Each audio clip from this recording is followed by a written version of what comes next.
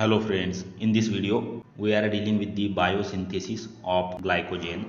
Biosynthesis of glycogen from glucose is called as glycogenesis. It takes place in cytosol and requires ATP and UTP besides glucose. Glycogen synthase cannot simply link together two glucose residues. It can only extend an already existing alpha 1,4 link glucan chain. When glycogen is completely absent, the first step of this process is catalyzed by a protein named glycogenin. Acting as a glycosyl transferase, attaches a glucose residue donated by UDP glucose to the OH group of tyrosine.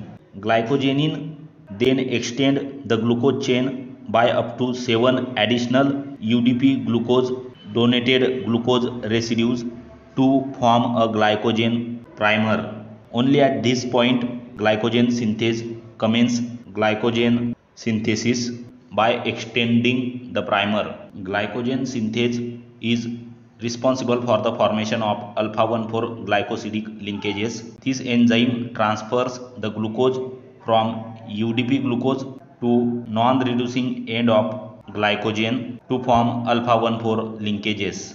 Branching to form glycogen is accomplished by a separate enzyme, that is amylo 1416 transglycosylase, or it is also called as branching enzyme. A branch is created by transferring 7 residue segment from the end of a chain to the hydroxyl group of glucose residue on the same or another glycogen chain. If you like the video, share with your friends and please do subscribe our YouTube channel. Hit the bell icon to get update of latest notification from our channel. Thank you very much.